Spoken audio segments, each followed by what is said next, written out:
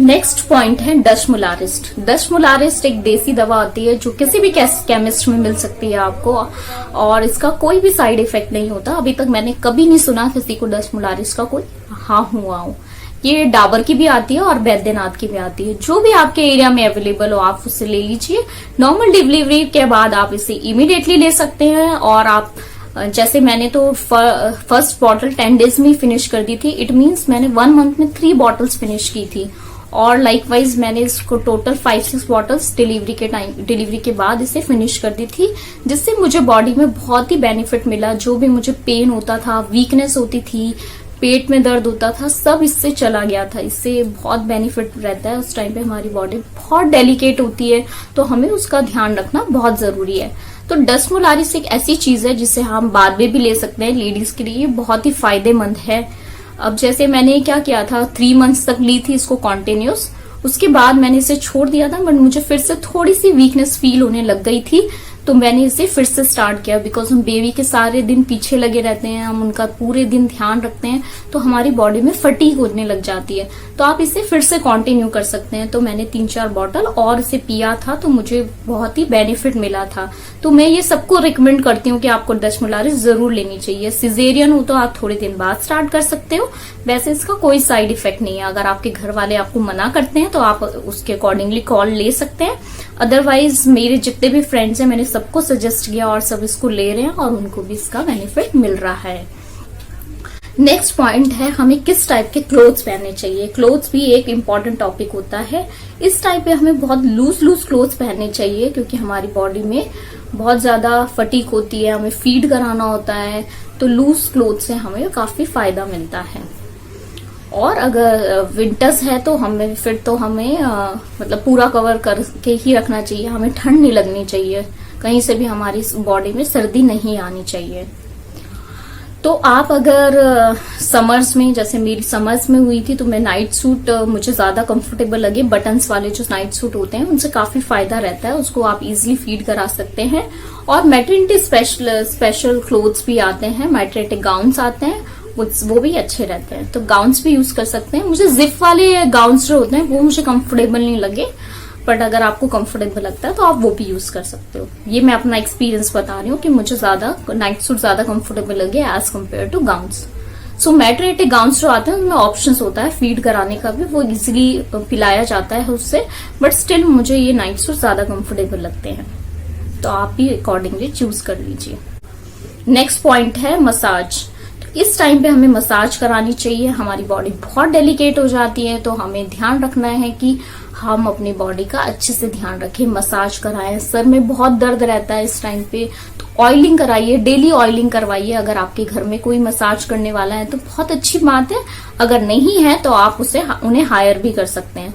तो दाइयां जो होती हैं वो मिल जाती हैं आजकल इजिली अपनी मसाज कराने के लिए। अपनी भी कराइए, बेबी की भी कराइए। 2 मंथ्स तक कराइए, बहुत ही बेनिफिट मिलता है 2 मंथ्स तक कराने से। हमारी बॉडी में बहुत पेन रहता है इस टाइम पे, तो पूरी बॉडी की मसाज कराइए। नॉर्मल डिलीवरी में आप स्टमक पे करा सकते हो। स्टमक अगर आप मसाज कराओगे तो आपका स्टमक अंदर जाएगा, टाइट होने लगेगा, क्योंकि अभी इसमें से बेबी निकल चुका है, तो वो बहुत ढीली लूज हो जाती है हमारा जो स्टमक होता है। तो हमें उसे टाइट करवाने के लिए और बॉडी की केयर करवाने के लिए हमारे लिए मसाज बहुत जरूरी है। तो ये इम्पॉर्टेंट पॉइंट है जो हमें सबको कराना चाहिए। नॉर्मल डिलीवरी में यूजुअली हम 10 डेज के बाद, 11 डेज के बाद स्टार्ट कर देते हैं। सिजेरियन में आप 20 डेज, 25 डेज अकॉर्डिंगली आपकी बॉडी जैसे है उसके अकॉर्डिंगली आप कॉल ले सकते हैं कि आपको मसाज कब करानी है। बेबी की मसाज आप इमीडिएटली स्टार्ट कर सकते हो 5-7 डेज के बाद ही।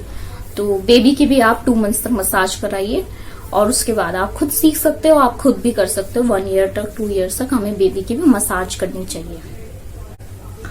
अब हमारा नेक्स्ट पॉइंट है पोस्ट मैटरनिटी बेल्ट। तो पोस्ट मैटरनिटी बेल्ट भी आजकल मार्केट में इजीली अवेलेबल है। नॉर्मल डिलीवरी में आप 20 डेज के बाद स्टार्ट कर सकते हो। ये मैटरनिटी बेल्ट पहनने से हमें बहुत बेनिफिट मिलता है। जो हमारा पेट बाहर निकला हुआ होता है डिलीवरी के बाद, हमारा पेट अभी तक बाहर ही रहता है, उसे अंदर जाने में टाइम लगता है, बिकॉज वो 9 मंथ तक ग्रो हुआ है, तो उसे श्रिंक होने में टाइम लगेगा।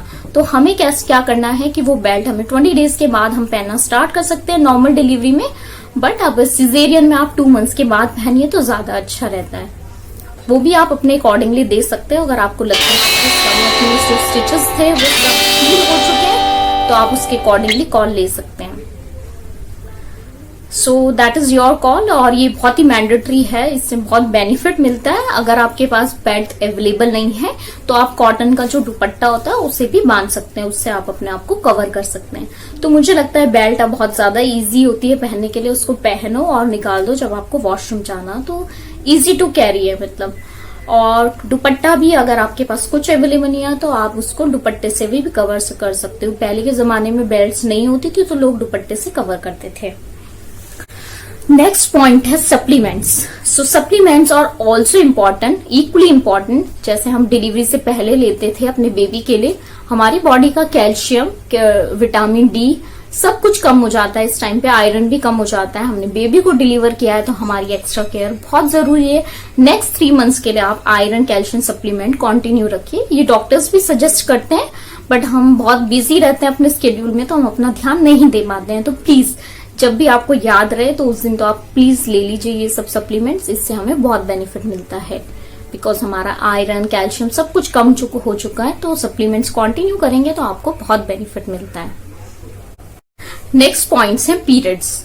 सो पीरियड्स हमारे बहुत हैवी फ्लो होता है इस टाइम पे। डिलीवरी के बाद हमें 30 to 40 डेज तक पीरियड्स रहते हैं, जो यूजुअली हमें नहीं पता होता है। एटलीस्ट मुझे नहीं पता था कि कितने दिन तक ये पीरियड्स रहने वाले हैं, बिकॉज हमें कभी ये एक्सपीरियंस होता नहीं है। हम फर्स्ट टाइम बेबी को डिलीवर कर रहे हैं तो हमें एक्चुअली कुछ नहीं पता होता कि ये कब तक रहने वाले हैं, तो हमें वरी हो सकती है कि ये अभी तक खत्म नहीं हो रहे हैं। इनिशियल डेज में हमें काफी हैवी फ्लो रहता है, जिसके लिए मैटरनिटी पैड्स अलग से आते हैं, तो आप उन्हें भी लेके रखिए और उन्हें यूज करिए, जिससे आपको बेनिफिट मिले।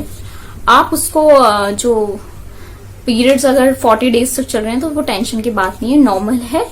40 डेज के बाद हमें नॉर्मल डिलीवरी में हम ब्रेस्ट फीड कराते हैं, तो उसके बाद हमारे पीरियड्स 1 ईयर तक स्टॉप हो जाते हैं। कई बार कुछ लोगों को 2 मंथ्स में ही दोबारा होने लग जाते हैं, कुछ लोगों को 3 मंथ्स में। मुझे एटलीस्ट 9-10 मंथ्स के बाद फिर से पीरियड्स हुए थे, क्योंकि हम कॉन्टिन्यूस ब्रेस्ट फीड करा रहे हैं तो हमारे हार्मोन चेंज हो जाते हैं इस टाइम पे।